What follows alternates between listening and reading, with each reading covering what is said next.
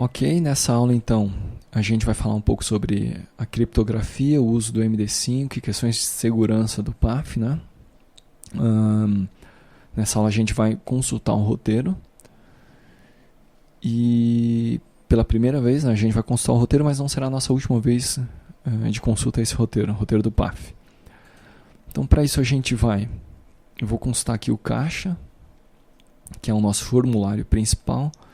Antes, porém, eu vou abrir o roteiro, né? Então veja só, requisito 9 do nosso roteiro do PAF, tá? O PAF-SF deve, a cada inicialização, gerar por meio do MD5 o código de autenticação de cada arquivo executável que componha essa minha aplicação, né? Então, para cada arquivo executável eu vou gerar um MD5. Vou pegar todas essas listas de arquivos em MD5 e vou gravar dentro de um arquivo texto. Desse arquivo texto eu vou gerar um outro MD5 e esse MD5 eu vou imprimir no meu cupom fiscal, tá certo? Então, eu vou gerar um MD5 que contém a lista, eu vou gerar um arquivo TXT que contém a lista de MD5 de cada arquivo executável que compõe a minha aplicação. E na sequência eu vou gerar um segundo arquivo que vai conter o MD5 desse primeiro arquivo. Esse segundo MD5 vai ser o MD5 que vai sair no meu cupom fiscal. Muito bem, vamos ver como é que fica isso aí, como é que fica a implementação disso aí, né? Então veja o seguinte,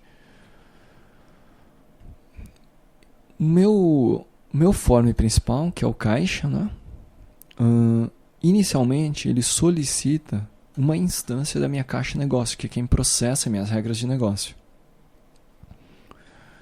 Então veja só, se a instância ainda não existir, eu vou instanciá-la. Ou seja, eu vou solicitar minha caixa de negócio uma instância dela mesmo, que caso não exista vai ser instanciada. Dessa forma eu garanto que eu vou ter apenas uma instância em execução na minha aplicação. Muito bem. Sabendo disso então, primeira coisa que acontece, o caixa inicializou, ele já solicita o instanciamento de um caixa negócio. O caixa negócio, por sua vez, chama a nossa classe autenticador executáveis negócio. E essa classe então vai ser instanciada, né, e vai gerar os arquivos que foram referenciados aqui no requisito 9. O interessante é que a cada inicialização, então como o meu construtor da classe caixa negócio só vai ser invocado uma vez, então eu tenho dessa forma a garantia de que ele só vai ser executado, esses arquivos só serão criados no momento da inicialização do meu sistema. Muito bem, então. Vamos lá ver então esse gera arquivos. Então aqui eu vou gerar estes arquivos, né? O método gera arquivos da minha classe autenticador executáveis negócio tem duas operações, basicamente. A primeira é cria o primeiro arquivo e a segunda é cria o segundo arquivo, né? Na verdade, cria MD5 executáveis e cria arquivo MD5. Por enquanto, a listagem de arquivos executáveis que eu estou utilizando não são só executáveis, inclui DLL também, é composta por esses três, né? Mas por ser um array, entendeu? Do momento da homologação eu vou completar isso aqui, vou fazer uma análise melhor e vou completar com todos os arquivos que compõem essa nossa aplicação. Então aqui eu incluí 3 apenas para efeito de teste já, né? Para a gente já ir testando isso aqui. Então vamos ver a primeira rotina, que é criar o arquivo MD5 executáveis. Então eu vou abrir um novo stream, vou criar um arquivo. Para cada elemento que eu tenha naquela minha lista de executáveis, com três strings aqui em cima, ok? Para cada elemento dessa lista, eu vou incluir uma linha nesse arquivo. E aí eu vou ter o arquivo, o nome do arquivo, um sinal de igual e o MD5 dele, que foi gerado por meio desse método gera MD5 executáveis. Ok? Então aqui o método gera MD5 executáveis. E agora eu vou mostrar, a gente vai abrir esse arquivo para a gente dar uma olhada.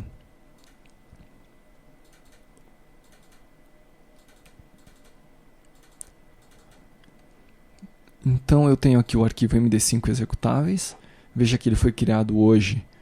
A última hora foi às 4 horas. Vamos abrir este arquivo. Então, os 3 arquivos que eu tenho na minha listagem, binário, ACBR e PAF, constam aqui. São esses 3 arquivos, ok? E aqui estão os hashes, os respectivos hashes. Vamos ver lá na... Só que não estão criptografados, né? Vamos ver aqui na...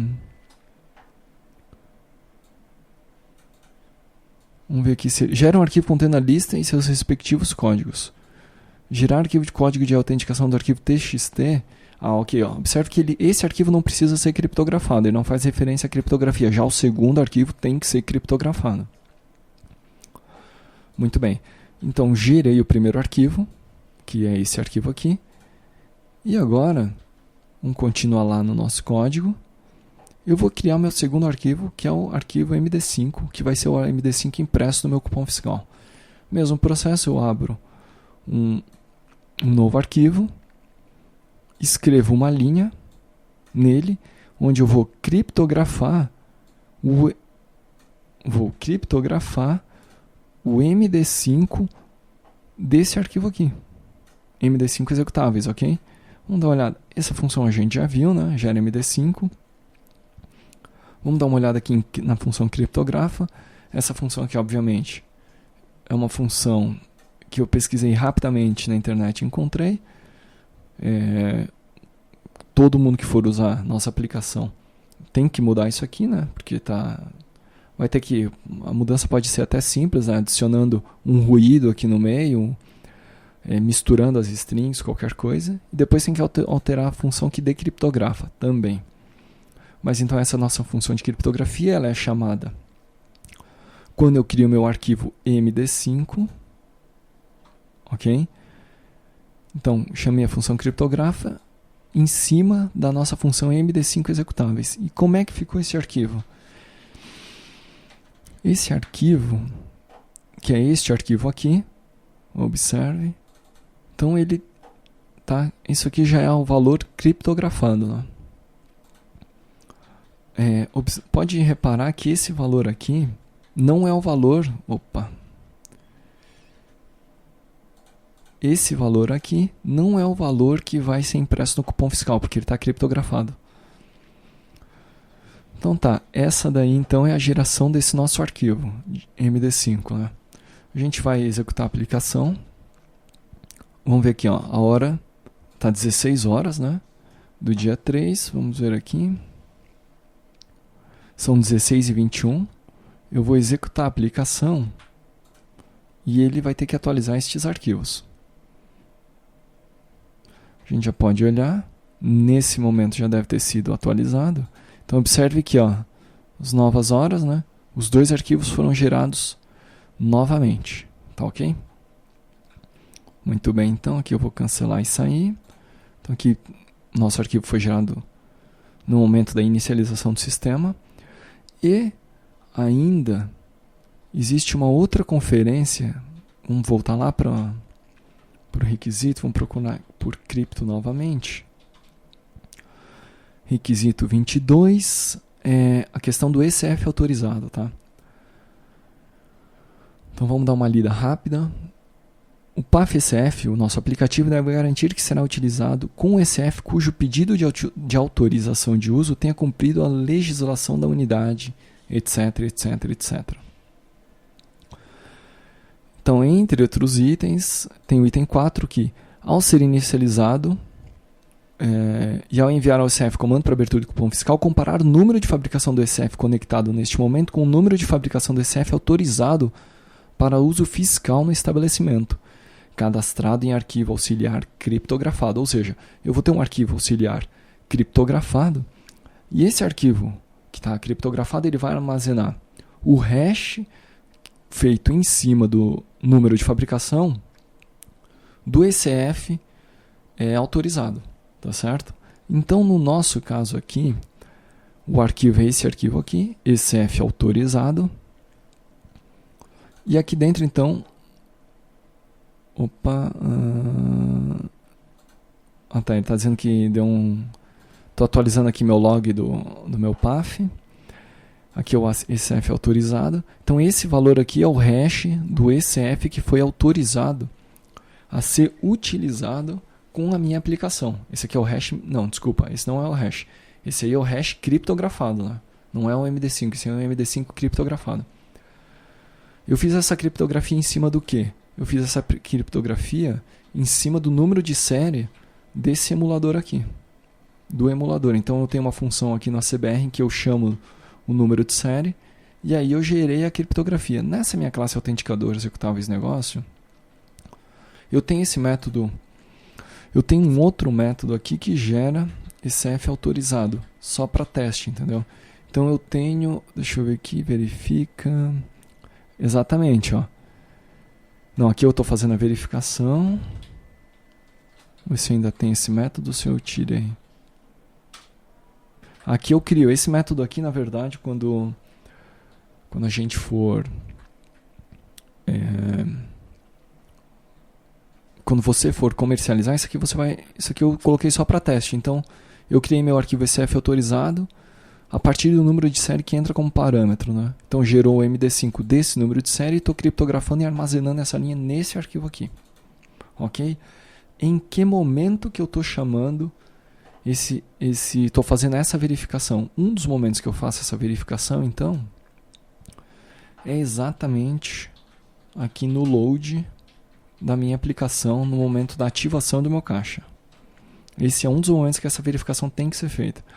Então, observe aqui que eu instancio meu autenticador executáveis, que possivelmente, né, eu vou mudar de nome dessa classe, e pergunto para ela, olha, esse meu ECF aqui é o ECF autorizado?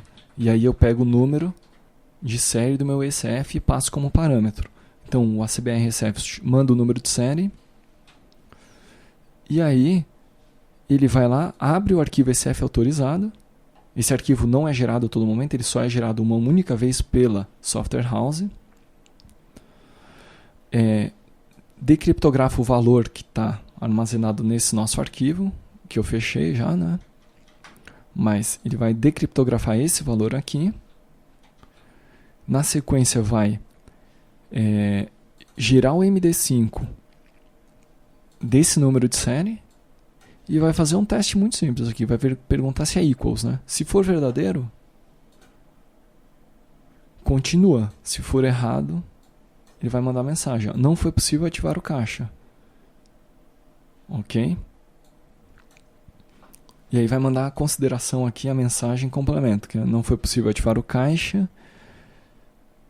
E aí a mensagem é ECF não autorizado, né? Ele estava aqui, né, verificando a autenticação, vai dizer não foi possível ativar o caixa porque o ECF é não autorizado, tá ok?